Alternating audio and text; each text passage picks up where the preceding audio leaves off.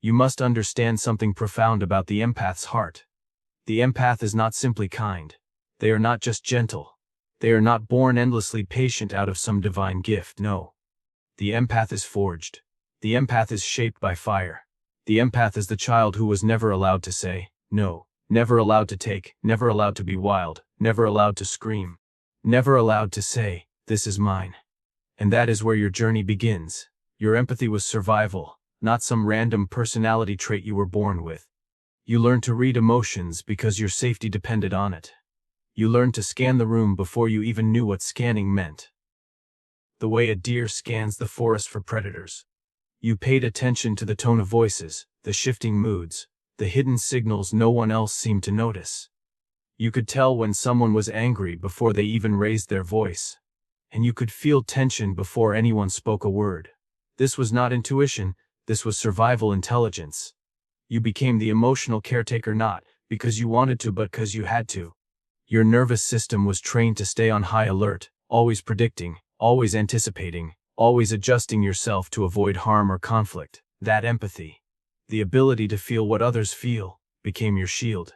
It helped you navigate a world that felt unsafe, a family or environment where the emotional weather could turn without warning. And so, empathy became your way of staying alive. You learned that if you could make others happy, you could keep the peace. If you could understand their pain, maybe they wouldn't inflict it on you. If you could see the world through their eyes, maybe they wouldn't abandon you. Your empathy was not just kindness. It was a map, a defense system, a survival mechanism you built with every cell of your being. Your kindness was armor, a shield you forged in silence when you were too young to defend yourself any other way. It was not just a natural sweetness of character. It was a strategy, a survival tool. You discovered early that being agreeable kept you safe. If you smiled, if you pleased, if you softened your edges, maybe the storm would pass without touching you. So, you put on kindness like a second skin. You learned to soothe the other's tempers, to offer help before anyone asked, to anticipate needs before they were spoken. You became the one who smoothed things over, the peacemaker, the comforter. People praised you for being so good, so helpful, so mature for your age. But they never saw that your kindness was not always a choice. It was a necessity. It was the armor you wore to survive emotional battles you never chose to fight. This armor kept you safe, yes, but it also became heavy. It hid your true feelings. Your anger, your exhaustion, your unspoken needs. It taught you that being kind was the only way to be loved, the only way to be accepted, the only way to avoid rejection or punishment. And so, you kept wearing it, even when it hurt, even when it crushed your spirit. But kindness that is born out of fear is not freedom. It is protection. And when you finally recognize this, you can begin to take off the armor piece by piece. Not to stop being kind, but to be kind by choice, not by compulsion.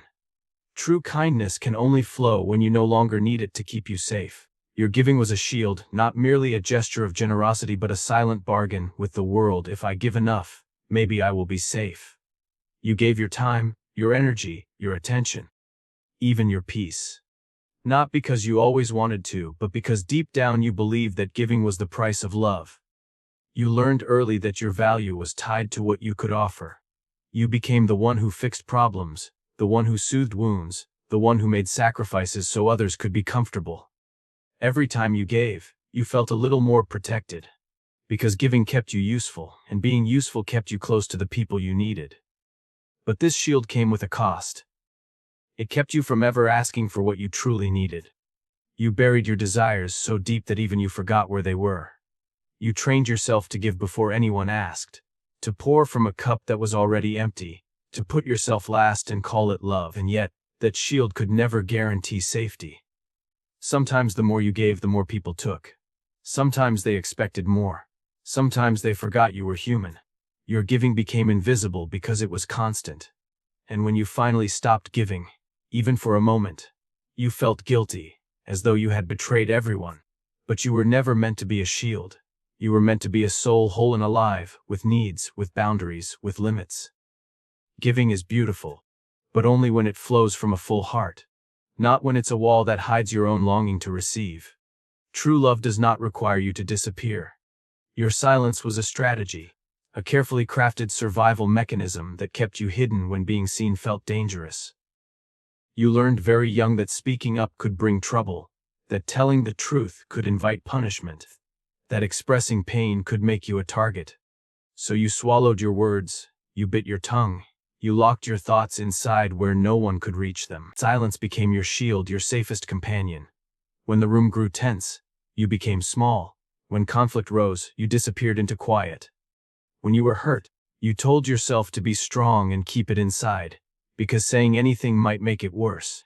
People may have even praised you for being so well behaved, so quiet, so easy. But they never saw the cost of that silence, how it buried your voice, how it suffocated your spirit, how it taught you to make yourself invisible just to survive. Over time, silence stopped being a choice and became a habit. You learned to keep secrets, to hide feelings, to pretend you were fine even when you were breaking. You told yourself that staying quiet was strength, but deep down it was fear. Fear of rejection, fear of anger, fear of not being believed. And yet, that silence kept you safe enough to grow, to endure, to make it through. But now you must unlearn what once protected you. Your silence kept you alive, yes. But it also kept you from truly living. It kept you from expressing what you wanted, what you hated, what you loved. The world has never heard the full power of your voice, and it's time to change that. Speaking your truth may feel dangerous, but it is the very act that sets you free. You became hyper-aware, as if your whole nervous system was rewired to feel everything more deeply than others. You didn't just notice the world, you scanned it. Every glance, every sigh, every subtle shift in someone's tone became information your mind cataloged instantly. You could sense tension before it was spoken, feel disappointment before it was admitted, detect anger before it erupted. This was not simply a gift. It was survival training. You became an expert at reading the emotional weather around you because you had to. You learned to predict storms, to anticipate explosions, to soften your own presence so no one would direct their pain toward you. Your senses became sharp like a radar tuned to danger, always on, never resting. But this constant hyper-awareness took a toll. You stopped feeling safe even when there was no threat. Your body stayed in a state of alertness, waiting for something bad to happen. You couldn't fully relax, because to relax felt like letting your guard down, and letting your guard down had once meant getting hurt. Even in moments of peace, your mind kept scanning. It kept asking, are they upset with me? Did I do something wrong? Is something about to go wrong? You began to mistake this constant vigilance for who you are. As though you were born to be the caretaker, the feeler, the one who holds the emotional balance for everyone else. But you are not meant to live in a state of constant alert. Hyper-awareness may have saved you once, but now it is time to teach your body that you are safe. You do not have to anticipate every storm, because not every cloud means danger. You can slowly let go of this exhausting vigilance and allow yourself to just be. Not as a protector, but as a human who deserves peace. You became what others needed, long before you even knew who you were. You learned to shape, shift, to mold yourself into whatever version of you would keep the peace, win approval, or avoid conflict. If someone needed you to be quiet, you silenced yourself. If someone needed you to be cheerful, you forced a smile, even when you were hurting. If someone needed you to be strong, you buried your tears and pretended you were fine. You became the good child, the dependable friend, the reliable partner. Not always because it was who you were, but because it was who they needed you to be. Every version of you was carefully crafted to keep the connection intact. You sacrificed pieces of yourself, little by little, until one day you realized you had no idea where you ended and other people began. This pattern gave you a sense of belonging, but it also taught you a dangerous lesson. That love must be earned by abandoning yourself. You started to believe that your worth depended on how well you served, how much you gave, how perfectly you played the role others cast you in. And because you became so good at it, most people never noticed the weight you carried. But here's the truth. Becoming what others need may have kept you loved, but also kept you lost. It kept you from discovering your authentic self. Your own dreams, your own boundaries, your own wild, messy, imperfect humanity. You are not here to be everyone's savior or solution. You are here to be yourself, fully, unapologetically, courageously. Now it is time to unlearn this old survival pattern. Time to stop shape-shifting, Stop disappearing into roles. Stop twisting yourself to fit into boxes that were never meant for you. The world does not need a version of you. It needs the real you. You lost touch with your own needs because you were trained to believe that they were inconvenient, selfish, or even dangerous. Every time you felt hungry for attention, you swallowed it. Every time you felt tired, you pushed through. Every time you wanted to cry, you wiped the tears away before anyone could see. Somewhere along the line, you stopped even asking yourself what you wanted. Because what you wanted didn't seem to matter. You became so focused on taking care of everyone else that your own needs became invisible. You got used to putting yourself last, until last became normal, until you forgot there was any other way to live. Your body whispered for rest, but you ignored it. Your heart begged for space, but you stayed where you were needed. Your soul longed for freedom, but you told it to wait until everyone else was okay first. This disconnection ran so deep that when someone asked you what you wanted, you struggled to answer. You didn't know. You weren't used to choosing. You weren't used to having permission. You had become so good at serving others that you forgot what it felt like to serve yourself. But ignoring your needs doesn't make them disappear.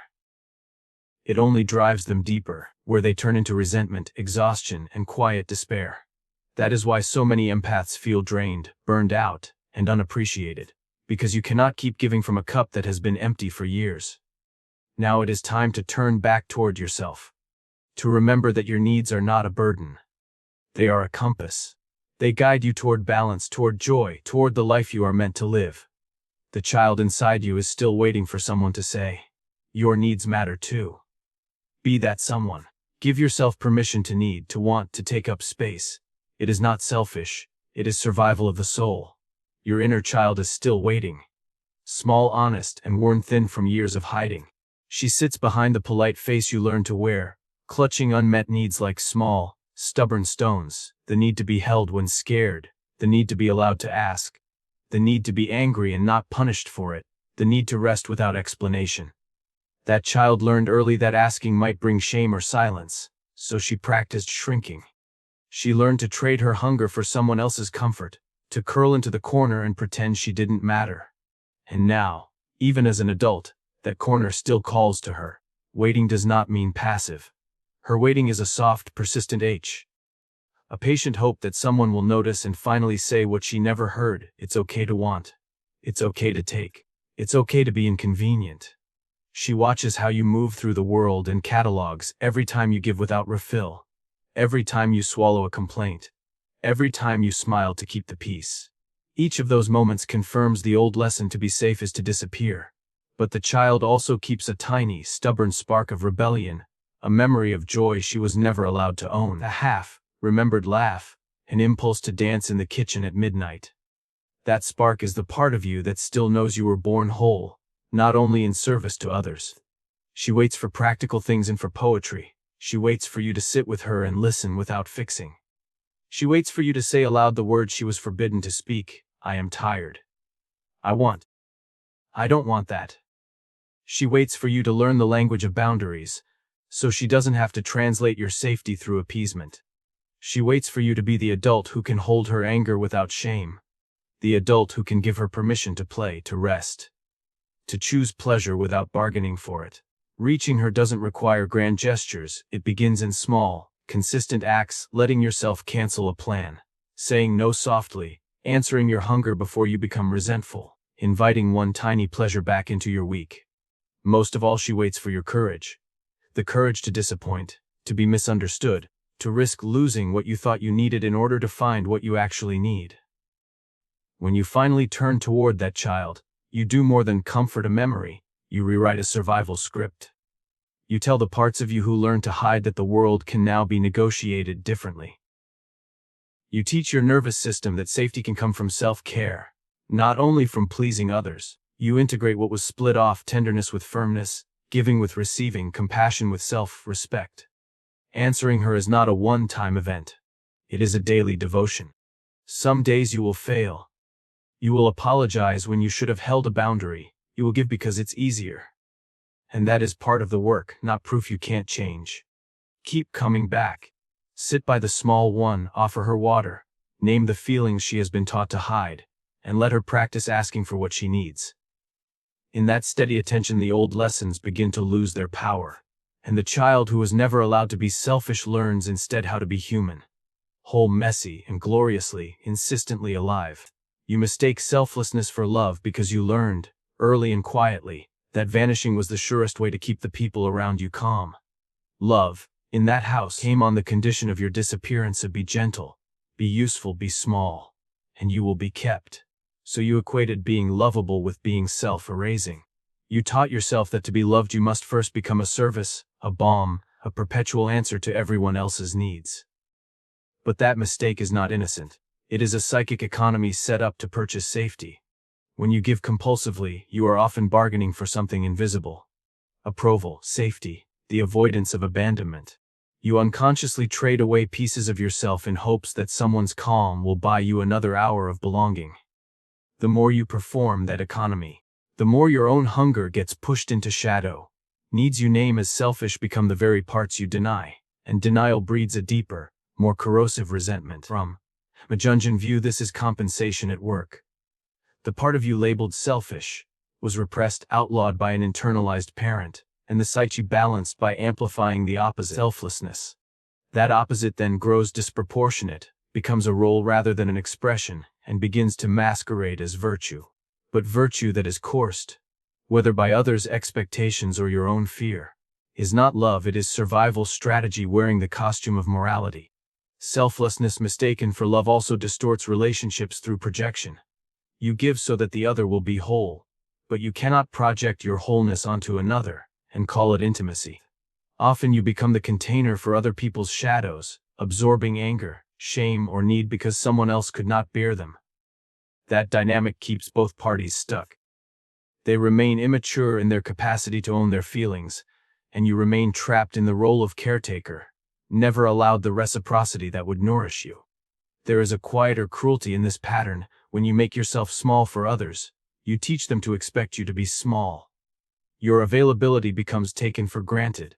Your generosity becomes the baseline, and your boundaries, when they finally appear, are seen as unreasonable because nobody has been invited to hold the new reality of you. So the very thing you offered in service of love becomes the instrument that erodes your dignity. The remedy is not to swing into raw selfishness, but to reorient toward wholeness. Integrating the shadow does not mean indulging every impulse. It means acknowledging the parts of you labeled selfish and giving them language, limits, and human expression. You must practice receiving. A small deliberate experiment: accept a compliment without deflection. Let someone else carry a burden once. Say no once and notice you still live. These acts are not betrayals, they are corrective experiences that teach both your body and your relationships a new grammar of love. Real love is dialectical. It holds giving and receiving as mutual, not as a sacrifice and a reward. It honors boundaries even as it fosters intimacy. It recognizes that compassion offered from emptiness is not compassion but martyrdom. Compassion offered from plenty is strength. The work of individuation asks you to show up whole so your love is not a debt but a gift.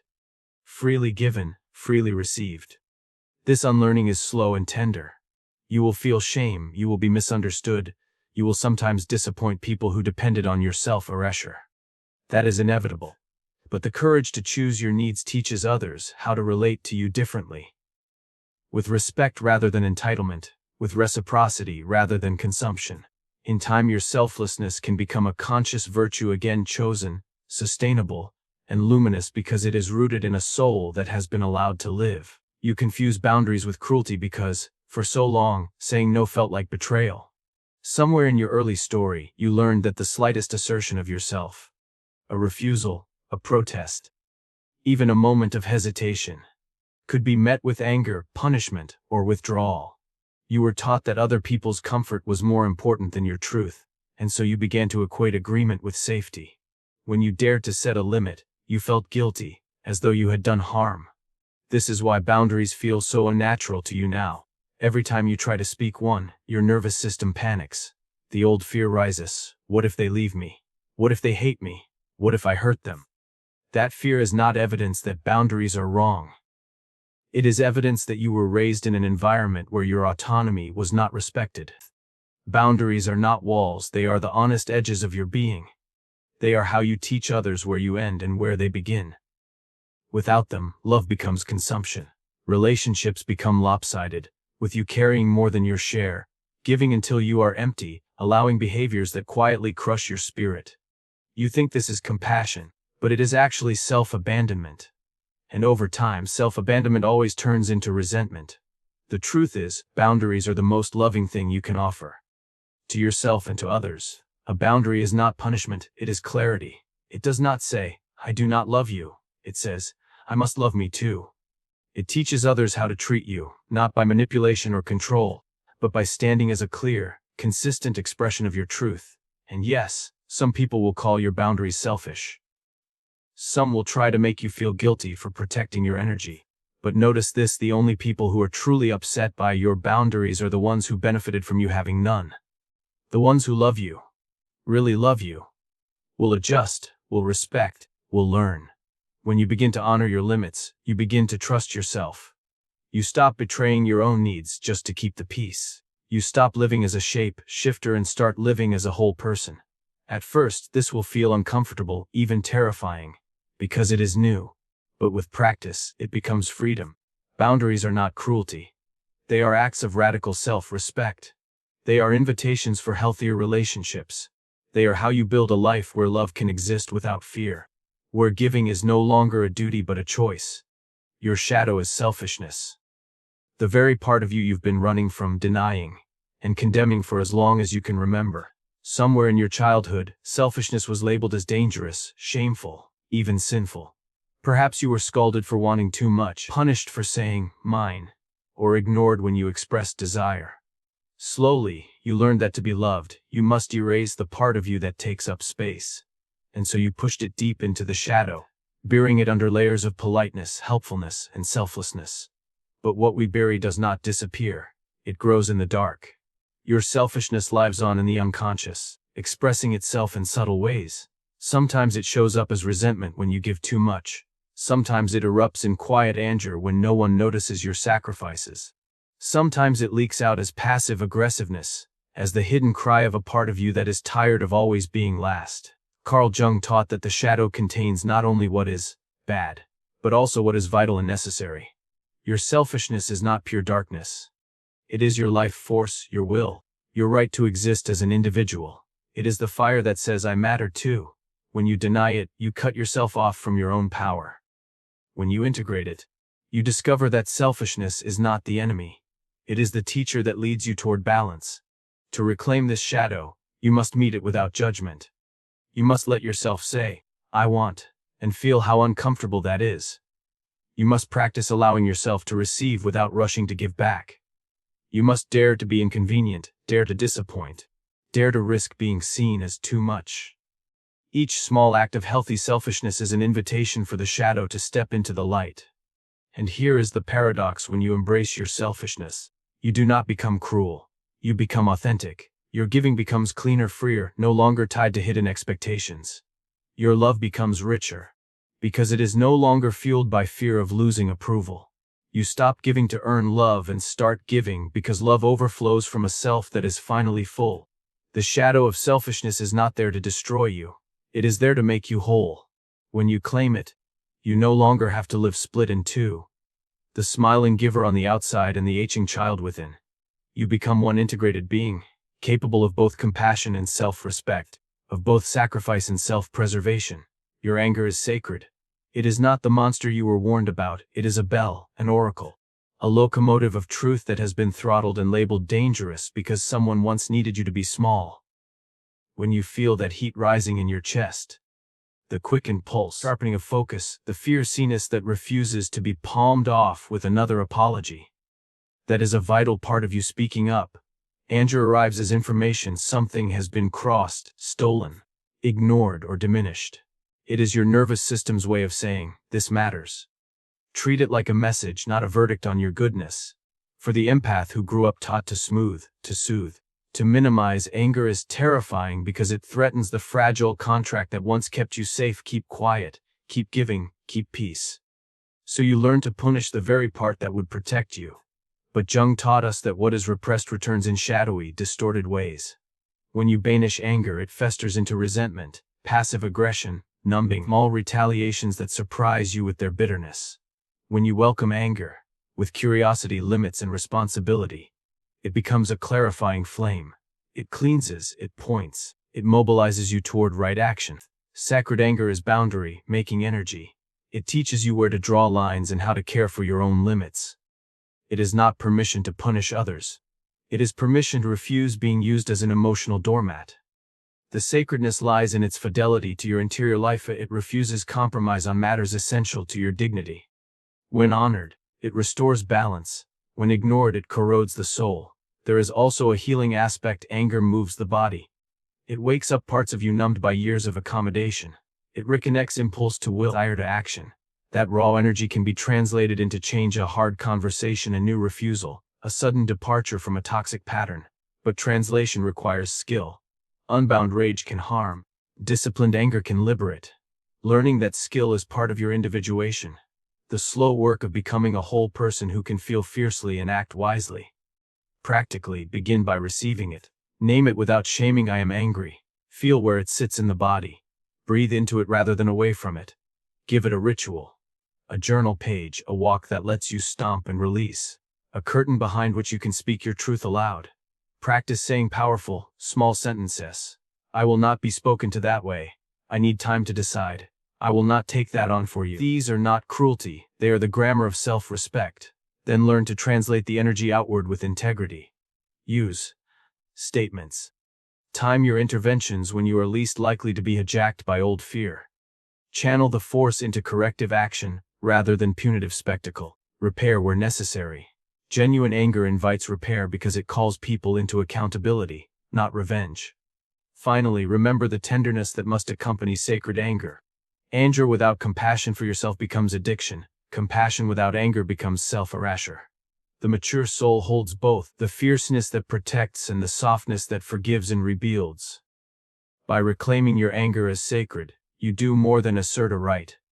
You reunite with a vital part of your wholeness. You teach your inner child that it is safe to want, to resist, and to stand. You begin to live from a place where love is not given out of fear, but offered from an integrated self. Fierce, kind, and unafraid. You must reparent yourself. Not as a one-time fix, but as a slow, deliberate apprenticeship in how to be the adult your younger parts needed. Reparenting is the art of learning to give yourself what was missing. Steady reassurance where there was neglect. Clear limits where there was chaos. Affectionate correction where there was shame. And permission to want where wanting was forbidden. It is not about replacing the past or pretending harm didn't happen. It is about creating a present that finally answers the old wounds with presence instead of fear. In Jungian terms, this is part of your individuation.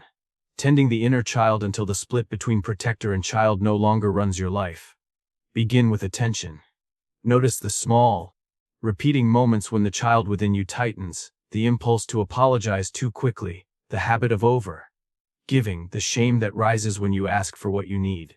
Name those moments out loud or on the page. Say to yourself plainly, there is a frightened part of me right now. That tiny act of recognition, without immediately fixing or explaining, creates space. It tells the nervous system that you are watching, and that someone is there to keep the child company rather than abandoning them again. Offer steady, practical ways of caring. Make short, reliable promises to yourself and keep them. Minute pause before replying, a weekly quiet hour that is yours alone, a ritual of rest after a long day. Practice simple scripts the way you would rehearse caregiving. I see you. You are safe to feel this. You can say no. Use small, physical acknowledgments. Place a hand over your heart and breath. Prepare a nourishing meal. Close the door and admit you are tired. These are not indulgences. They are repair work. The young part learns trust by repetition. The adult part builds credibility by showing up, again and again. Rewrite the rules your inner critic learned. Identify the voices that taught you to hide. Don't be seen, don't complain, don't take up space. And consciously craft counter rules you can practice instead. It is okay to rest. My needs matter. Saying no is allowed. Say these new rules aloud until they stop sounding foreign. When old patterns trigger you, respond with the new script. Pause, ground, and speak the corrective sentence to the child inside. Over time, those sentences become internal scaffolding rather than borrowed commandments. Use creative practices to make reparenting concrete. Write letters to the younger you. Then answer them as the adult you. Create a small ritual to mark boundary setting. Lighting a candle, turning off your phone for an hour, or physically rearranging a room so it contains you. Keep a care log note when you honored yourself, how it felt, and what changed.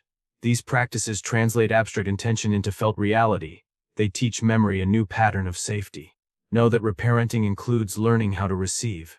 Ask for help in small ways and accept it without immediately compensating. Let compliments land. Let someone else carry a task. Receiving is the proof that the world can give back, and it retrains the part that thought it had to make its own safety by giving endlessly. If receiving is difficult, begin with tiny, manageable experiments. A coffee paid for, a friend who listens for 5 minutes. And notice how your inner child responds when the world does not punish them for asking. Finally, be patient and compassionate with the process. Reparenting is a muscle you develop through repeated practice, not perfection. You will fail sometimes, you will overgive, you will cave, you will feel shame. When that happens, do not use the failure to shame yourself further. Return to the basic gestures: notice, name, soothe the promise, keep the promise. With steady attention, the shadow softens and the child learns a different grammar of love. One that includes limits, pleasure, and healthy insistence. In learning to be the adult your inner child needed, you free not only that child but the whole of you to live with integrity, tenderness, and the authority to claim a life that is truly yours. You must learn to say no. Not as an act of defiance, not as a weapon, but as a simple, sovereign act of self-preservation. Saying no is the first audible shape of your interior life. It is the moment your private world stops being subsumed by other people's needs and begins to have edges.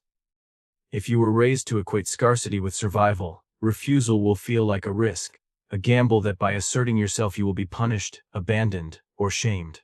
That early lesson is why a single small no can land like thunder in your body. Your breath shortens, your throat tightens. Guilt arrives before the words are even out. That is the old program trying to keep you small. From a Jungian angle, learning to say no is essential to individuation. It separates the self from the collective roles you were taught to play. The fixer, the peacemaker, the dissolving border. No is how you begin to delineate where you end, another begins. It is the practical language of boundaries and of shadow integration. When you refuse something that violates your limits, you allow the previously repressed needs and yes, the selfish parts to have a voice. Integrating those parts does not make you cruel, it makes you whole.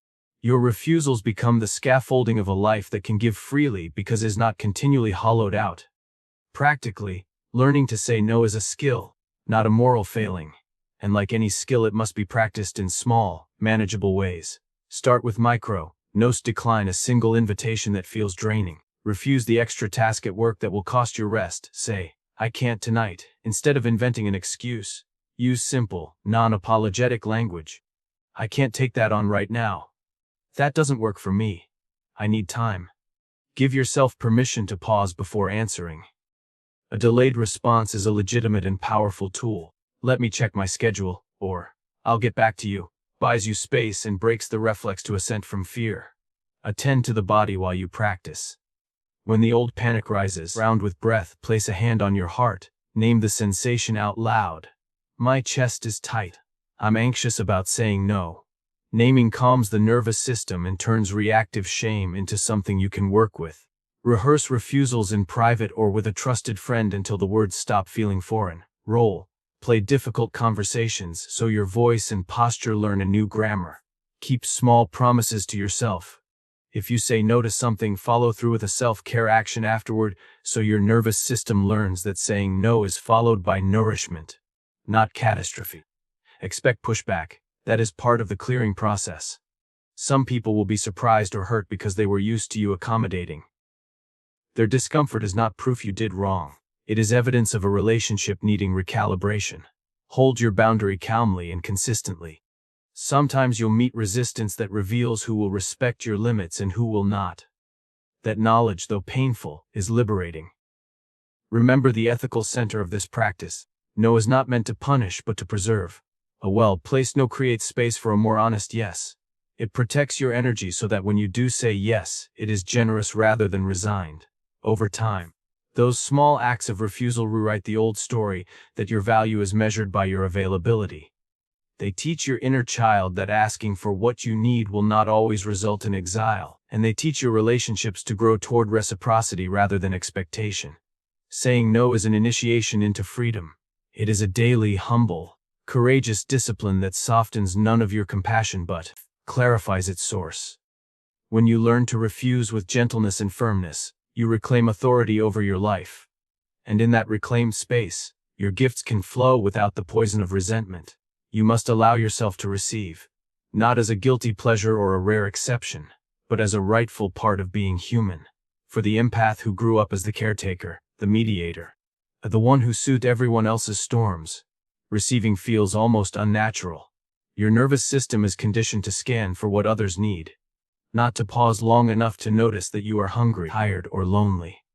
The moment someone offers you help, praise, or care, a reflex kicks in. You deflect, you minimize, you offer something back immediately to balance the scales.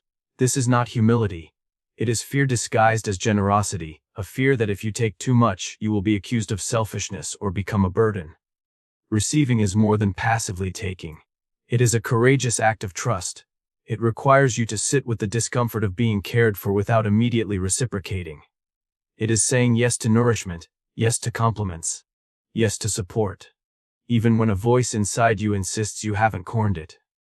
Receiving stretches the tight knots in your psyche that were formed in childhood, when asking might have been met with anger, withdrawal, or mockery. Each time you accept kindness without apology, you rewrite that script. You tell the younger you, it is safe now to have needs. It is safe to be held. Start small. The next time someone offers you help, pause before you decline. Let yourself say yes. Even if it is something as small as accepting a compliment, letting someone open a door for you, or allowing a friend to treat you to coffee. Do not immediately follow it with a justification like, "I'll get you next time." Simply breathe and say, "Thank you." Notice how the body reacts, the urge to shrink, the guilt rising like heat in the chest, and meet it with compassion. It is okay to let this in. It is okay to be cared for. Receiving is also about letting life give back to you. It means resting when your body asks for it instead of pushing through, allowing joy to arrive without bracing for loss, letting inspiration flow instead of forcing productivity. It is permission to be in the receptive state that many mystics and Jung himself would call the feminine principle.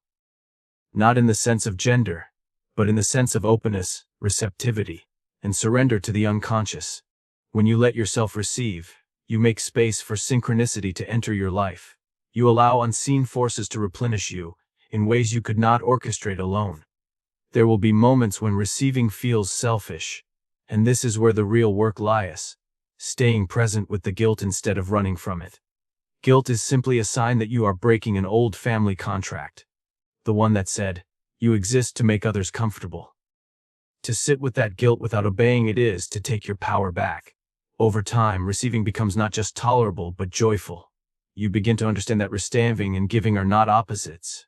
They are partners. One fuels the other. When you allow yourself to receive, you also teach others how to give. You let them feel the dignity of contribution. You model reciprocity. And you transform your own giving from compulsion to choice. The child within you, who once thought they had to keep everyone else happy to be safe, finally gets to feel what it is like to be cherished just for existing. That is the beginning of deep healing. A life where love flows both ways, where generosity is no longer survival but a true expression of a full and nourished heart. You must learn to take up space, unapologetically, fully, and without shrinking yourself to fit the comfort of others. For much of your life, you have been trained to be small. You learned to lower your voice so no one would think you were too loud. You made yourself agreeable so no one would leave. You tucked away your big emotions, your big ideas, your big dreams, because somewhere along the way you got the message that they were too much. And so you became a master of contortion, bending, folding, compressing yourself into the smallest version of you that others would accept. Taking up space is an act of reclamation. It is deciding, moment by moment, that you no longer exist only as a reflection of others' needs. It is daring to speak when you are used to staying silent. It is sharing your truth, even if your voice shakes. It is taking the seat at the table, not waiting to be invited. It is wearing what you love, Standing with your shoulders back, looking people in the eye. These are not just outer actions. They are inner declarations. I am here. I matter. I am allowed to be seen. This will not feel natural at first. The body remembers the early lessons. Don't make a scene. Don't outshine anyone. Don't ask for too much. So when you start taking up space, you may feel selfish. Anyone by taking your place in the world.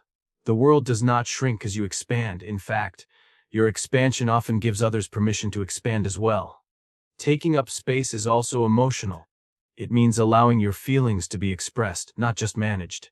If you are sad, you let the tears come without shoving them down. If you are angry, you let the fire move through you without pretending it doesn't exist. If you are joyful, you let yourself laugh out loud, dance, share that joy without waiting for permission. Emotional space taking is revolutionary for someone who has lived as a caretaker. It interrupts the pattern of always prioritizing how others feel over how you feel. This work is not about arrogance or domination.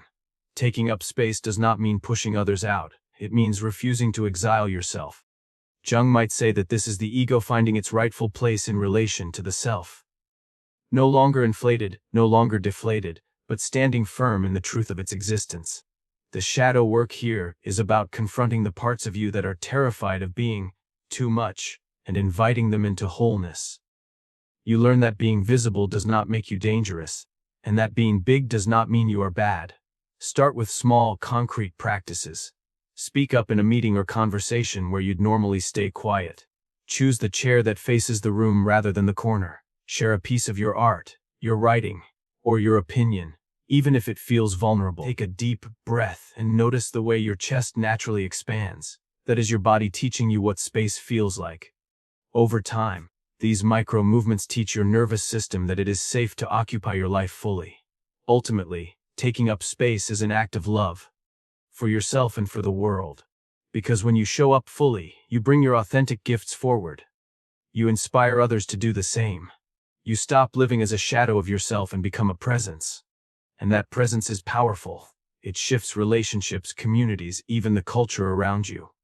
The child who once hid in the corner learns that they are allowed to step into the light, to speak, to stand tall. And when they do, they discover that the world feels wider, brighter, and more alive. Because they are finally in it. You must stop apologizing for existing. Not just with your words, but with your posture. Your choices, your very energy. For too long you have lived as though your presence is a disruption, as though you owe the world an explanation for taking up air, for having needs, for wanting more than mere survival. Every time you say, for speaking, for asking, for simply being, you reinforce the old story that you are an inconvenience. This story likely began in childhood, when being quiet, pleasing, or invisible kept you safe. You learned to preempt anger or rejection by shrinking first, by offering an apology before anyone could accuse you. But apologizing for existing is a slow erosion of the soul. It keeps you small, keeps you cautious, keeps you living in a constant state of self-surveillance. It tells your inner child that they are still too much, that they must keep proving they deserve to be here. Jung would say this is a distortion of the self, a life lived under the tyranny of the persona, always adjusting to be acceptable to others. Individuation, the process of becoming whole, demands that you lay down this habit and reclaim the dignity of your own existence. This does not mean you stop taking responsibility when you genuinely hurt someone. True apology is sacred, but what you are unlearning is false apology, the reflexive surrender of your right to be here. You are not required to apologize for saying no, for being tired, for taking time to rest, for having feelings, for changing your mind, for leaving a situation that hurts you, or for wanting more from life than just survival. These are not crimes. They are evidence that you are alive and human. Begin by noticing how often you say sorry, when no harm has been done. Catch yourself mid-sentence and replace it with gratitude or clarity. Instead of, sorry I'm late, try, thank you for waiting. Instead of, sorry for asking, try I'd like to ask for something. Shift your language from apology to assertion, from guilt to grounded presence. This is not about arrogance. It is about restoring balance. Watch your body language too. Many of us apologize silently through slouched shoulders, lowered voices, hesitant steps. Practice standing tall, making eye contact, speaking at a full volume even when your heart races. Let your body carry the message I am here. and that is not something I need to atone for. This physical rewiring is as important as changing your words, because it teaches the nervous system that visibility is safe. This is also about forgiving yourself for existing. Some part of you still believes you must justify being loved, being cared for, even being alive. Offer compassion to that part. Say to it, you are allowed to be here. You do not have to earn your right to breathe. Repeat it until it feels less foreign. Over time, the guilt softens and you begin to feel a quiet strength. The kind that comes from no longer needing to disappear to keep the peace. When you stop apologizing for existing, you begin to live as though your life matters, because it does. You stop playing small to make others comfortable, and in doing so, you give them permission to stop apologizing for themselves too. Your very presence becomes an invitation for authenticity. The child in you who once thought they had to stay silent to survive finally gets to speak, to laugh, to shout, to take up space without fear. And that is freedom. Not rebellion, not aggression, but the natural state of a human being who knows they belong. You must let yourself take up space, not just physically, but emotionally, spiritually, and energetically. This is more than standing tall or speaking louder. It is the deep inner permission to exist as fully as you are, without apology or dilution. For so long, you learned to contract, to make yourself easy to be around, to keep the peace, to avoid judgment. You folded your feelings into neat little boxes so no one would be burdened by them. You kept your dreams small enough that they would not scare anyone. You smiled when you were hurting so no one would be uncomfortable. Taking up space is a radical act of wholeness. It is telling the younger version of you, the one who hid in corners or made herself invisible, that she no longer has to earn her right to be here. It is letting your laughter fill the room without covering your mouth. It is letting your tears fall without apologizing for being too emotional. It is letting your no be firm without softening it with endless explanations. It is allowing your body to sit comfortably, to walk with presence, to take the seat at the table rather than hovering at the edges. This process will feel strange at first because it challenges old survival patterns. Taking up space will trigger the old fears. Will they be mad? Will they leave? Will they think I'm selfish? That's why this work is not just about outer expression. It is about inner safety. You must teach your nervous system that it is no longer dangerous to exist fully. Breathe deeply when you feel yourself shrinking. Put a hand over your heart and remind yourself, it is safe to be here. It is safe to be seen. Taking up space also means claiming your needs and desires as legitimate. Speak them aloud, even if your voice shakes. Oh, I need rest. I want connection. I feel hurt. These words may feel risky, but they are the language of someone who knows they deserve to participate in life, not just accommodate it. Jung would say this is a step toward individuation. The emergence of a whole person who no longer lives in the shadow of other people's expectations. Let yourself expand in ways that go beyond the physical. Fill pages with your thoughts without censoring them. Create art without worrying if it is good enough. Dream so big it scares the part of you that once settled for crumbs. Take up emotional space by expressing joy without holding back and by letting sadness be witnessed instead of hidden. Your full range of humanity is not too much. It is exactly what the world needs. This does not mean you dominate or crowd out others. Healthy space taking is not about overpowering. It is about balance. You are simply stepping into the space that was always yours to hold. You are choosing to inhabit your life completely, to stand in the truth that you are not an afterthought or an accessory to someone else's story. The more you practice taking up space, the more you will feel your own presence as a source of strength. The more you embody your truth, the more others will feel free to do the same. Your presence becomes permission. Your expansion becomes medicine. Not only for you but for everyone who has been told to stay small. And one day the act of taking up space will no longer feel rebellious. It will feel natural. It will feel like coming home.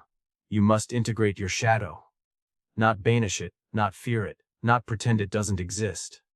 The shadow is everything you have disowned in yourself: your anger, your selfishness, your envy, your ambition, even your joy if it felt too dangerous. It is the constellation of traits you were told were unacceptable, so you buried them to keep love, safety, or belonging. But what you bury does not disappear. It grows roots in the dark. It shows up in the ways you sabotage yourself, in the patterns you cannot seem to break, in the people you are drawn to and repelled by. Integration is not about becoming perfect. It is about becoming whole. It is looking directly at the parts of yourself you have been taught to hate and saying, "You belong to." This is difficult work because it means dismantling the identity you built on being the good one, the strong one, the giver, the peacemaker. It means facing the uncomfortable truth that you are capable of anger, a desire, selfishness, even cruelty, and that these are not signs you are broken, but signs you are human. Jung taught that the shadow is not just the dark, but also the gold, the hidden vitality, creativity, and power that you locked away alongside the traits you were ashamed of. When you integrate the shadow, you reclaim the energy you spent keeping it locked away. You no longer have to live a divided life, one part performing and one part secretly aching. Integration brings congruence. It allows your outer life to match your inner truth. This is not a comfortable process. Shadow work demands honesty that can sting. You may see parts of yourself that make you cringe. The part that manipulates to be loved. The part that resents those you help. The part that longs for attention. The part that fantasizes about freedom while staying trapped.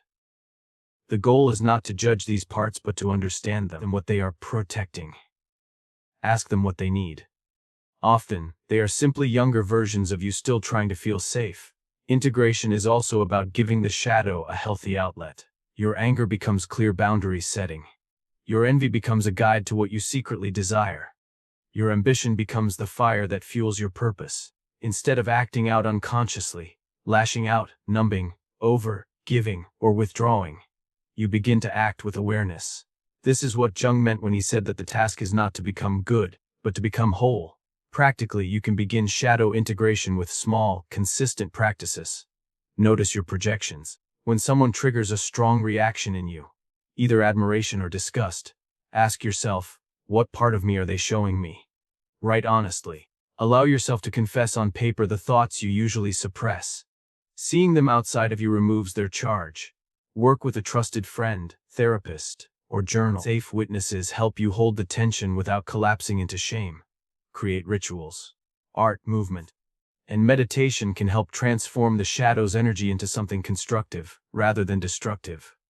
As you integrate your shadow, you become less reactive and more rooted. You stop being controlled by unconscious impulses, because you have brought them into the light. This gives you more choice, more freedom, more authenticity. You no longer have to perform sainthood to be lovable, nor do you have to secretly rebel just to feel alive. You stand in your full complexity, flawed, radiant, human, and discover that you are not too much, not too broken, but profoundly whole. You must practice disappointing others, not because you wish to hurt them, but because you cannot live a truthful, whole life if you are constantly curating yourself to keep everyone else comfortable. For much of your life, you may have believed that harmony was your highest duty. You made yourself easy to love, easy to need, easy to lean on, even when it cost you your peace. You learned to anticipate what would please others and to shape yourself accordingly, because their approval felt like oxygen. But this constant agreement has a cost. It keeps you disconnected from your true self. Every time you say, "Wes," when your body screams no, you abandon yourself. Every time you silence your opinion to avoid tension, you fracture your integrity. Disappointing others is not cruelty. It is an act of alignment. It is saying, I choose to live in truth even if it risks losing someone's momentary approval. At first, this practice will feel excruciating. The fear of rejection is primal. Your nervous system might react as if you are in danger because, as a child, disappointing others may have brought punishment, withdrawal, or shame. So, you learn to survive by over-giving, over-apologizing, and over-performing. Practicing disappointment is how you teach your inner child that it is now safe to survive without constantly earning love. Start with small, safe disappointments. Say no to a plan you do not want to attend, even if the other person feels hurt. Express a real opinion when asked, even if it is unpopular. Delay a response instead of rushing to rescue someone from their discomfort. Each of these moments becomes a message to yourself: my needs matter too. My truth is worth the risk. Over time, your nervous system will learn that people can feel disappointed and still stay, or leave, and you will still survive either way. This practice also reveals who truly respects you. Some will adjust when you begin to live honestly, they will recalibrate and meet you at the new boundary. Others may resist, guilt you, or withdraw. Though painful, this is clarifying. It shows you which connections were conditional on your compliance, and which are strong enough to hold the real you. Practicing disappointment does not mean becoming callous or dismissive. It means being willing to let others feel what they feel without rushing in to fix it. It is trusting that their feelings are theirs to process, not yours to control. This is how you stop carrying the weight of everyone's emotional world on your shoulders. Jung would say this is a critical step in individuation. You are stepping out of the collective expectations that once defined you and claiming your own authority. Disappointing others is the tension you must bear to become yourself. It is the crucible where the false self dies and the authentic self is born. With time, this practice becomes less about rebellion and more about balance. You learn to hold compassion for others' disappointment while staying rooted in your decision. You speak with gentleness, but with firmness. You begin to realize that the world does not collapse when someone is displeased with you, and that their displeasure does not define your worth. When you allow yourself to disappoint others, you create the possibility of genuine relationship. People can now meet the real you, not the mask you have been wearing. You free yourself from the exhausting performance of being everything to everyone, and you finally allow yourself to be someone to yourself. This is not selfishness. This is sovereignty. You must stop rescuing everyone, not because you should harden your heart, but because the habit of saving others has slowly stolen your life. Rescue often begins as a noble impulse. You see someone hurting and you rush hands full, ready to solve, fix, soothe. But when that rush becomes reflex, it becomes a role of the fixer, the parent, the perpetual emergency squad. That role may have once kept you safe. If your environment demanded you be the one who contained crisis, you learned early that intervention equaled survival. So you learned to be useful on demand, to anticipate collapse and plug the leaks. That usefulness felt like identity, and identity is a very powerful glue. Rescuing looks generous on the surface, but underneath it is an economy of avoidance and control. You take on other people's problems to keep your own discomfort at bay. You step into their pain, so you don't have to feel yours. You become expert at smoothing outcomes, making phone calls for friends, removing consequences for partners, shouldering emotional labor for the family. In doing so, you short-circuit other people's learning, and you train them to expect you as the solution rather than developing their capacity to solve. Rescue becomes a covered contract, your worth traded for their dependence. Psychologically, rescuing is also a dance with projection and shadow. The parts of you labeled selfish, angry, or needy were pushed into darkness, and the psyche compensated by amplifying the opposite of selflessness, caretaking, hyper-responsibility. You may unconsciously perform rescue to prove you are good, to avoid the shame you felt as a child, or to control anxiety about abandonment. There is also a seductive power in being indispensable. It gives your persona meaning while keeping the inner child safely distracted. Jung would remind you that every compensation contains a price. The shadow grows hungrier when denied visibility. The costs are plain and painful: burnout, exhaustion, loss of boundaries, secret resentment, co-dependent relationships, and the slow erosion of your own goals. When you rescue, you take away someone else's opportunity to fail and therefore to grow. You keep them small, and you keep yourself busy to avoid the emptiness that emerges when you stop performing. Over time, relationships become unbalanced. You become a caretaker of souls rather than a fellow traveler, and both parties pay the cost. So how do you stop? First, notice the impulse. Rescue often moves faster than thought. The trick is to create a breath, a pause, a space between feeling and action. Practice saying internally, "Is this mine? What is my actual responsibility here?" Ask that quietly before you step in. Teach your nervous system to wait long enough to hear the answer. Give yourself permission to be present without fixing. Listen without offering the first solution. Ask a clarifying question, or reflect back what you heard. Presence is a different medicine than rescue. It honors the other's autonomy while still offering human contact. Translate that presence into practical moves. Offer support that empowers rather than solves.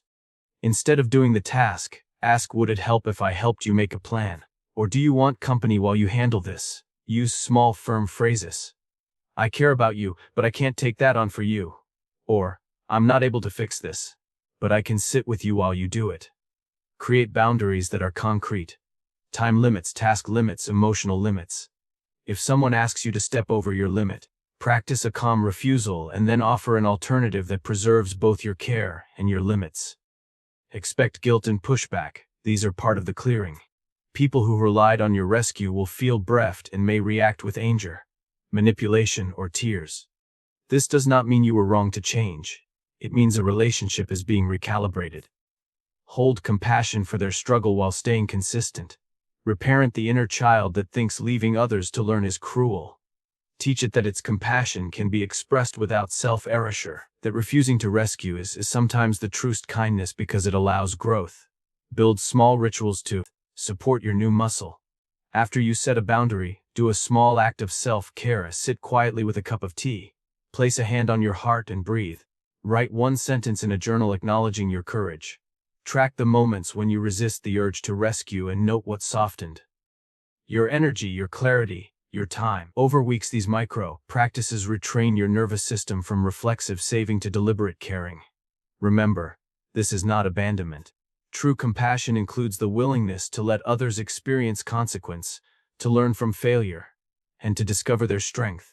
When you stop rescuing everyone, you free them to become more autonomous. And you free yourself to be a whole person who loves without losing themselves. That freedom is not selfishness. It is the restoration of a life you can actually live, not merely the role you perform. You must stop over-explaining. Because every time you over-explain, you hand over a little piece of your power. Over-explaining is not just about giving too many words. It is about trying to buy safety with justification. You have learned, often since childhood, that your decisions were questioned, your feelings were dismissed, or your needs were labeled as too much. So, you built a habit: if I can just explain enough, they won't be angry. If I can explain enough, they will understand. If I can explain enough, I will be allowed to exist as I am. Over-explaining is a survival strategy. It is the nervous system's attempt to prevent rejection, conflict, or punishment. It is a way to manage others' emotions, to keep them from misunderstanding you, judging you, or leaving you. It is the inner child's attempt to prove they are good, worthy, and lovable. And while this strategy may have kept you safe once, it now chains you to a life where your worth is constantly on trial, waiting for someone else to deliver a verdict of acceptance. When you over-explain, you unconsciously place the other person in the role of judge. You make them the authority over whether your choices, boundaries, or feelings are valid. You keep talking, trying to close every possible door of disapproval, until you feel you have finally earned permission. But true freedom means you do not need permission to exist as yourself. True freedom means you trust your own inner authority, even if others never fully understand. Over-explaining also keeps you from fully inhabiting your own truth. Every extra sentence dilutes your clarity, instead of standing firm. No, I cannot do that. You wrap your no in layers of excuses and softeners, hoping to make it palatable. But a softened truth is still a truth that has been compromised. When you explain too much, you teach others that your boundaries are negotiable, that they can be pushed as long as they keep questioning you. The path forward is not cold silence. It is clean communication. You can be direct without being cruel, clear without being defensive. A single honest sentence is enough. I'm not available for that. I don't want to go. That doesn't work for me. You do not owe a courtroom's worth of evidence for your choices. The people who truly respect you will not require you to constantly justify yourself. And the people who demand endless explanation are revealing that they may not have ever respected you to begin with. Learning to stop over-explaining will feel uncomfortable at first. Your body might flood with guilt. Your mind might race with imagined consequences. This is the old wiring firing, the inner child bracing for rejection. But sit with that discomfort. Let it rise and pass. Each time you resist the urge to pile on words, you teach yourself that you are safe, even if someone misunderstands you. You discover that their reaction does not define your worth. Stopping over-explaining is a form of self-respect. It is claiming your right to have needs, to make choices, to say no, without putting yourself on trial. It is standing in the power of your own, because I said so. It is trusting that your truth can stand without constant defense. And with each moment you choose brevity over justification. Your voice becomes stronger, your boundaries clearer, and your life more authentically your own. You must learn to receive. Because for so long you have only known how to give. Giving became your language of love, your way of staying safe, your proof of worth. You learned to anticipate what others needed before they even asked. To fill their cups while leaving yours empty. Somewhere along the way, you came to believe that receiving was selfish, indulgent, even dangerous. That to take up space, to accept help, to enjoy pleasure, would invite judgment or rejection. But life is not meant to be lived only in one direction. A heart that only gives eventually runs dry. A soul that cannot receive grows brittle, resentful, and exhausted. Receiving is not weakness.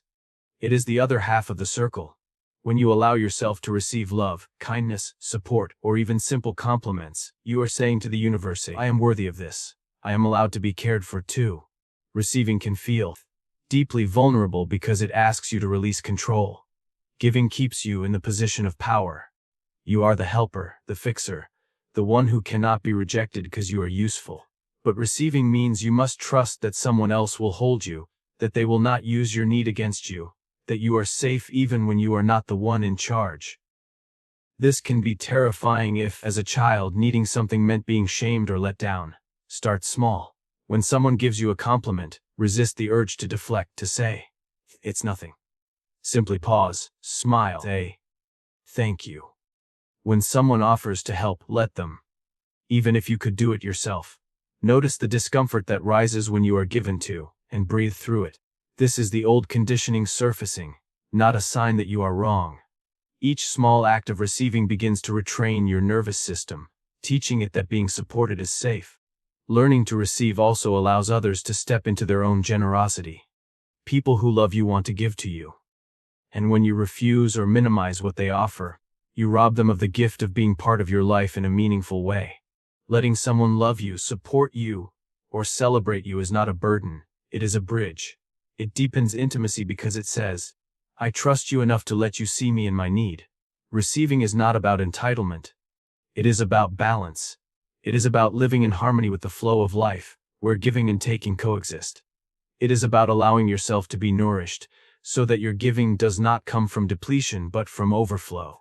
Jung would say that learning to receive is a critical step toward individuation, because it integrates the rejected parts of yourself. The parts that want comfort, attention, and care. When you can finally allow those parts to exist without shame, you step into wholeness. Receiving is not a sign that you have become weak. It is a sign that you have remembered your humanity. And when you truly allow yourself to receive, without guilt, without apology, you will discover that your heart expands, your relationships deepen, and your soul finally feels safe enough to rest. You must cultivate self-trust, slowly, deliberately, as if you were teaching a frightened child that the world can be dependable. Self-trust is the quiet muscle that allows you to follow your inner compass when voices around you demand deference. It is the willingness to believe your own perceptions, to act on your felt truth, and to keep your word to yourself even when doubt crowds in. For many empaths, that muscle atrophied early. You learn to privilege others, readings of reality over your own, so safety could be negotiated through appeasement. Rebuilding trust is the work of repair between the adult you are now and the frightened, cautious parts that survived by outsourcing authority. Begin by noticing how mistrust shows up in your body and behavior. Do you second-guess every small decision? Do your stomach and throat tighten when you try to choose for yourself? Do you endlessly seek validation before you breathe? These are clues, not condemnations. Naming the pattern. I hesitate, I look for permission, I feel anxious. Converts shame into data you can work with. Jung called attention one of the first steps toward individuation. When you watch rather than blame, you begin to interrupt reactive loops and offer a new response. The practice is practical and incremental. Start with micro promises, decide to do something tiny for yourself and keep it.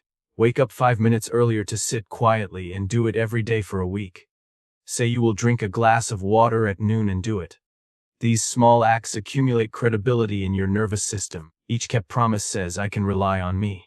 Conversely, notice how breaking a promise to yourself corrodes trust. When failure happens, do not ratchet into self-reproach. Notice the reason, make a repair, and try again. Repair is itself trust building. Train decision-making like a muscle. Set gently enforced decision windows. When a choice arises that does not demand immediate action, give yourself a 30-minute rule. Breathe, check in with your body, and then decide. For fast, low-stakes choices, practice making a single small decision each day without asking anyone else. The point is to create a history of decisions you own. Over time, the habit of choosing will replace the reflex to outsource your authority to the loudest external voice. Learn to listen to the somatic cues that accompany your truth. Your body often knows before your mind does, a softening that says yes, a tightening that says no. Develop a short ritual to check in. Place your hand on your heart, take 3 slow breaths and ask, does this align with me? Let the body answer. If the feeling is mixed, treat it as information, not as failure. Ask clarifying questions: what part of me worries? What part of me wants this? This kind of internal dialogue honors both the defensive child and the adult who can choose with compassion. Meet the inner critic with curiosity rather than capitulation. Give it a seat and ask what it fears will happen if you keep your promises to yourself. Often the critic is trying to protect you from imagined exile or shame. Name those fears, reply with evidence of past survival, and offer small corrective experiences. You might say, I hear you fear abandonment. I will experiment by saying no once this week and notice what actually happens. The critic, when listened to, becomes a guide rather than a jailer. Create external scaffolding that supports internal trust. Use simple tools: a short daily log where you record 1 promise kept, 1 boundary set, and 1 feeling you honored. Over weeks, the log becomes a ledger of competence you can read when doubt fogs your mind. Invite a trusted witness, a friend, coach, or therapist, to celebrate small victories and hold you accountable gently. Having another human mirror back your consistency accelerates the learning. Prepare for setbacks and social friction. As you begin to show up differently, people who were used to the old you may push back with confusion, anger, or pleas. Expect this and interpret it as recalibration rather than failure. Stand by your micro promises with calmness and clarity. If you slip, offer yourself repair and explain simply if necessary. Consistency, not perfection, is what remakes trust. Finally, remember that cultivating self-trust is a long, tender apprenticeship in living from the inside out. It asks patience, ritual, and repetition more than heroics. Celebrate the small proofs. The time you declined without over-explaining. The morning you kept a quiet promise. The moment you followed a gut feeling and it led you home. Each of those is a brick in the bridge between the frightened child and the sovereign adult. Keep laying bricks. Gently, persistently, until one day you wake and find your inner voice is a steady companion rather than a question. You must dare to be misunderstood. Because if you live your whole life trying to be understood by everyone, you will live no life at all. The need to be understood is one of the deepest human desires, but when it becomes an obsession, it becomes a prison. You will twist your truth into shapes that others can accept. You will water down your boundaries so no one feels offended. You will spend hours over-explaining, clarifying, and defending yourself. Not because you owe it, but because the thought of someone misjudging you feels unbearable. But misunderstanding is inevitable. People filter your words and actions through their own wounds, beliefs, and fears. They will project their insecurities onto you, make stories about you, and sometimes even resent you for being who you are. If your freedom depends on universal approval, you will never be free. Jung would call this the tyranny of the persona. Living to maintain an image that keeps you safe but keeps you small. Daring to be misunderstood means releasing the compulsive need to manage everyone's perception of you. It means letting your truth stand even if others twist it. It means saying no, and not rushing to explain until they nod in agreement. It means being willing to walk away from a conversation still being seen as the bad guy. Because your integrity matters more than being liked. This practice is not easy. Your nervous system may react as if you are in danger. Because as a child, being misunderstood could have led to punishment, withdrawal, or rejection. The inner child may panic. If they think I am wrong, I will be abandoned. You must soothe that child, remind them you are safe now, that you can survive someone's misunderstanding. Sometimes you will even discover that letting people misunderstand you is the most loving thing you can do, because it gives them space to wrestle with their own projections, instead of rushing to comfort them by betraying yourself. The gift of daring to be misunderstood is liberation. When you stop micromanaging perception, you reclaim all the energy you once spent trying to curate how the world sees you. You become anchored in your own truth, not swayed by the changing winds of opinion. And strangely, the people who truly see you begin to appear. Because the mask has fallen away, and only those who can love the real you remain. When you dare to be misunderstood, you step into a deeper kind of courage, the courage to be fully known by yourself, even if no one else understands. You stop begging for validation and start living in alignment. And though some will misinterpret your strength as selfishness, those who matter will eventually recognize it as freedom. You must let yourself be seen, fully, vulnerably, without the armor you have carried for so long. For much of your life, you have hidden parts of yourself in order to stay safe. Your anger, your needs, your dreams, even your joy. You became an expert at presenting only what was acceptable, only what would not be judged, only what would keep the peace. You wore masks so well that sometimes even you forgot what your unmasked face looked like. But true connection, true belonging, and true freedom can only happen when you allow yourself to be seen as you really are. This is terrifying at first, because to be seen is also to be vulnerable. If people can see you, they can reject you. If people can see you, they can misunderstand you, criticize you, even leave you. That risk is real. But so is the cost of staying hidden: loneliness, resentment, a life that feels hollow because no one ever truly knows you. Letting yourself be seen begins with you. You must first witness yourself without judgment. To look at your own desires, fears, and flaws with compassion. When you can hold your own truth tenderly, you will not be so desperate to hide it from others. Self-acceptance is the foundation that makes visibility bearable.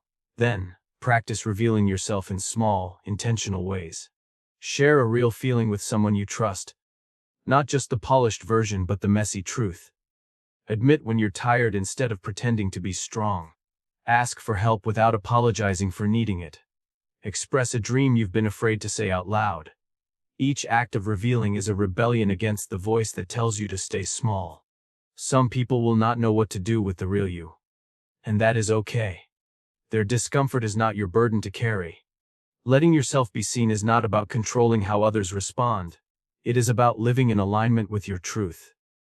The ones who can truly love you will love you more deeply for your honesty, and the ones who cannot will drift away, making space for those who can. Carl Jung taught that individuation, becoming your whole self, requires you to integrate all the parts of you that have been hidden in shadow. Letting yourself be seen is the act of stepping into that wholeness.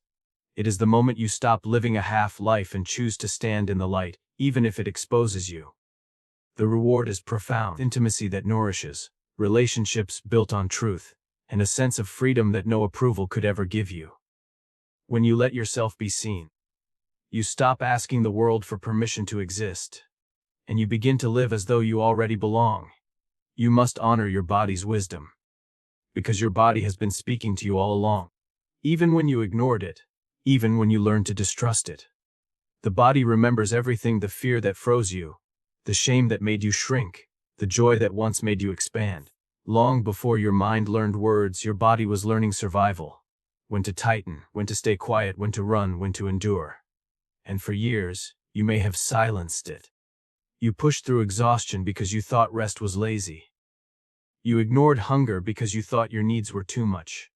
You smiled when your stomach nodded because you thought saying no was dangerous. But the body never lies.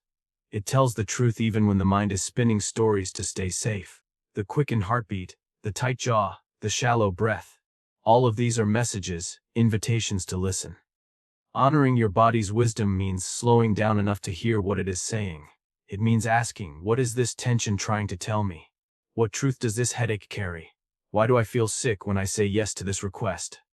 Your body is not betraying you. It is protecting you, guiding you, pleading with you to pay attention.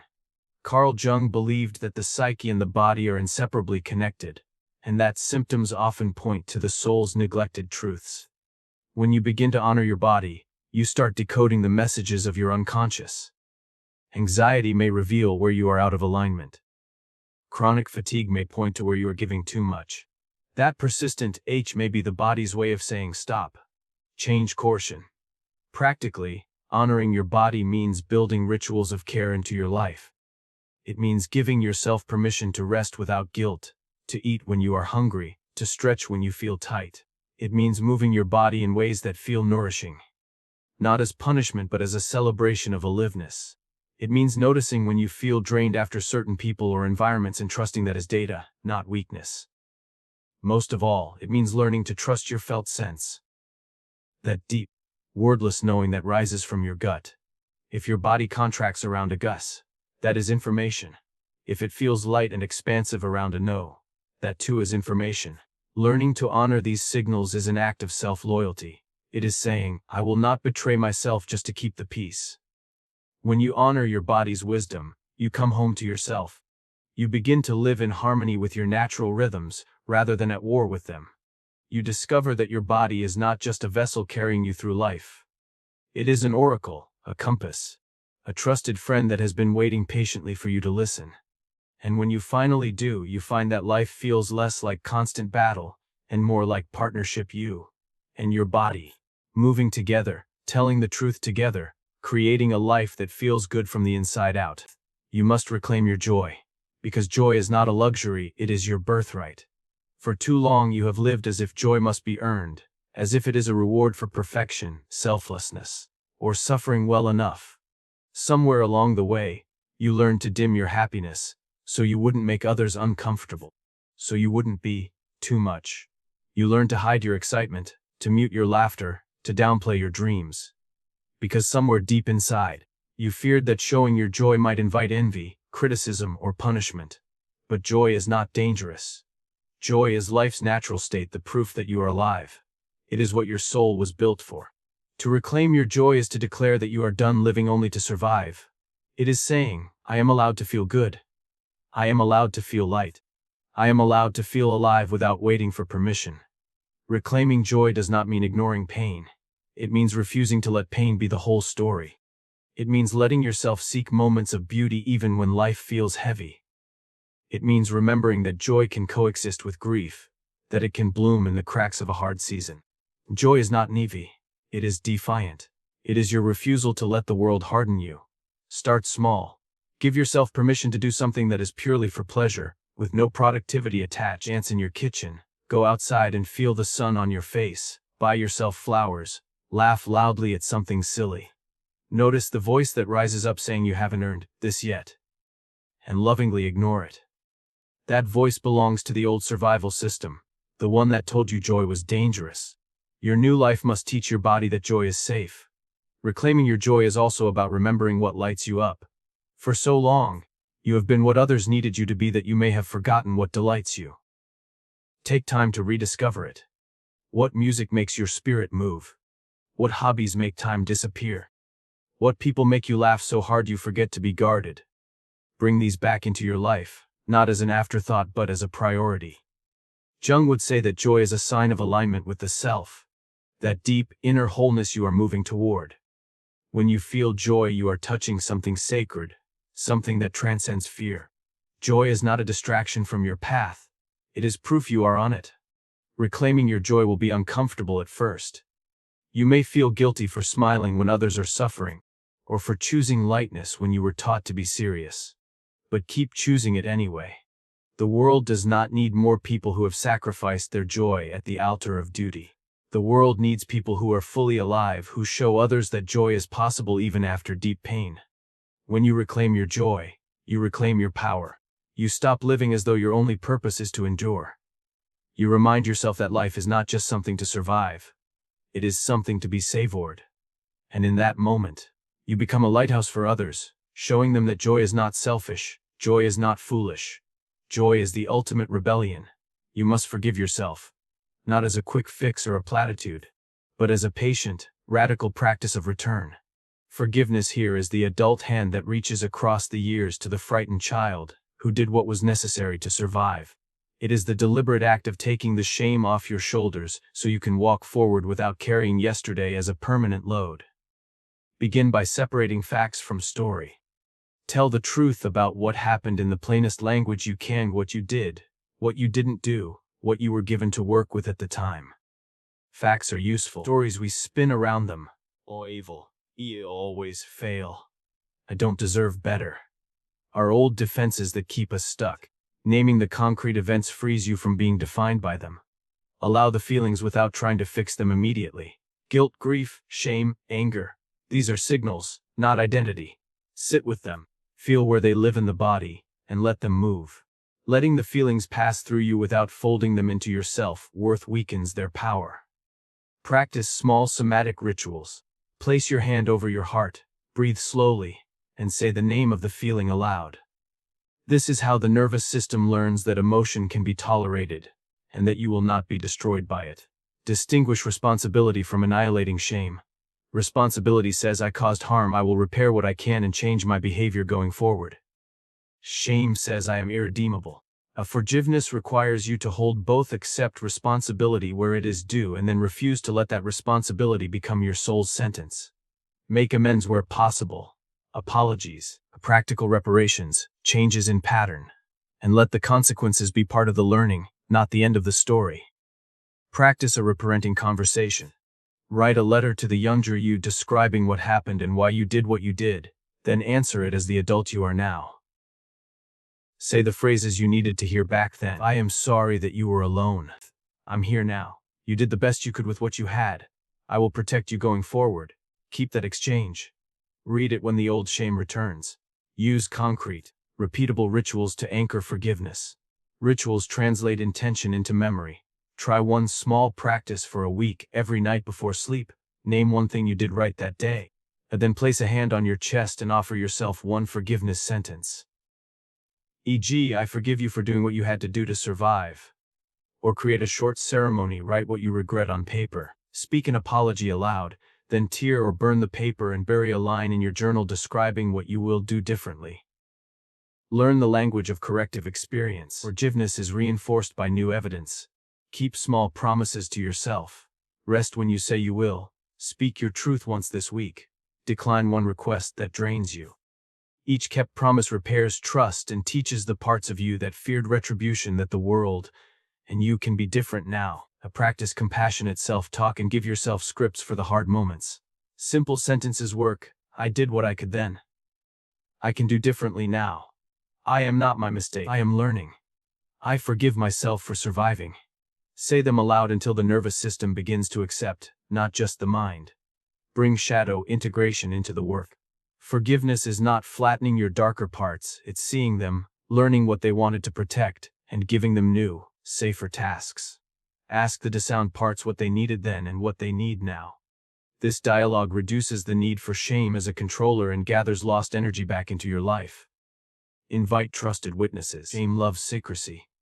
Speak your truth to a safe person, a friend, a mentor, a therapist, and allow yourself to be seen without defense.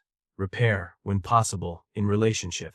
If repair is not possible, practice internal repair, acknowledged remorse, plus a concrete plan for different behavior, forward movement. Remember that forgiveness is iterative. You will not graduate in a day. Expect relapses into self-blame. Meet them with the same tools: naming, feeling, repair, and ritual. Each time you return to the practice, you weaken the old circuits that equate survival with sin.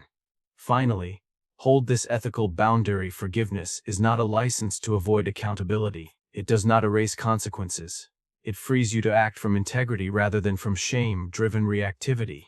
When you genuinely forgive yourself, you stop replaying the past and begin using its lessons to live differently, more bravely, and more tenderly. Forgiving yourself is not a concession to weakness. It is the bravest act of reclamation. In doing it, you rescue energy trapped in guilt and redirect it into repair, tenderness, and renewed life. Over time, the inner child learns that survival was not a crime and that the adult who promised to care for them actually keeps that promise. You must finally choose yourself. Fully, unapologetically, and without waiting for anyone else's permission. For much of your life, you have lived in the service of others, bending, shrinking, and sacrificing your own needs to keep people comfortable, to be loved, to avoid conflict. You learned early that putting yourself first was dangerous, selfish, or unlovable, so you became an expert at prioritizing everyone else, their happiness, their approval, their expectations. You gave your time, your energy, your emotions, your very self, often until there was nothing left. Choosing yourself is not a rejection of others, it is a reclamation of your life. It is the act of placing your own needs, desires, and well-being at the center of your choices. It is saying, I am worthy of my own care. I am worthy of my own love. I am allowed to protect my energy and honor my truth. For the inner child who was never allowed to be selfish, this is revolutionary. It is radical. It is healing. To choose yourself, you must first recognize the ways you have been ignoring yourself. Notice the corners you shrink into, the dreams you abandoned, the feelings you silence, the boundaries you compromise. Each is a thread connecting you to a life half lived. Awareness is the first step, naming the patterns that have kept you small and acknowledging the cost of your over-accommodation.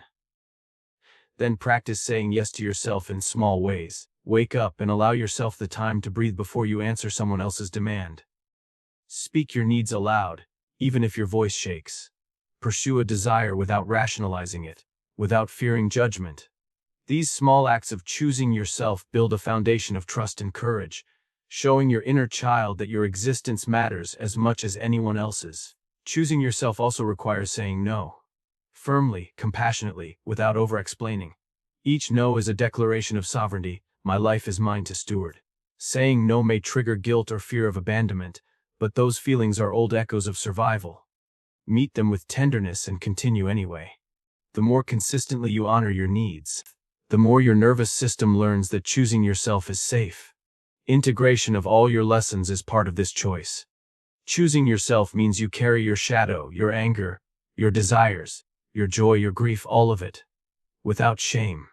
You allow your inner child to exist fully, no longer silenced by the fear of others' discomfort.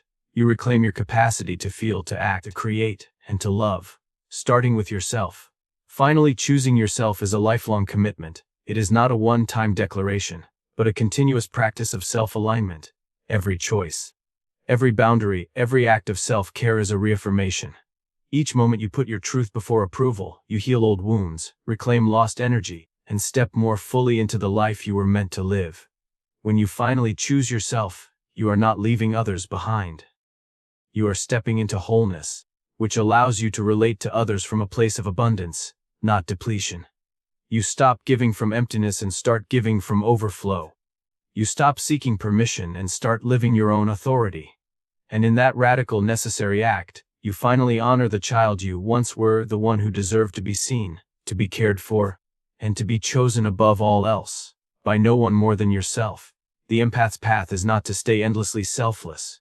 It is to balance giving with receiving, compassion with self-respect, love for others with love for yourself. When you reclaim the child within, the child who is never allowed to be selfish, you reclaim your power. And when you do, you will discover that your empathy is no longer a survival strategy. It becomes a superpower, rooted not in fear, but in freedom.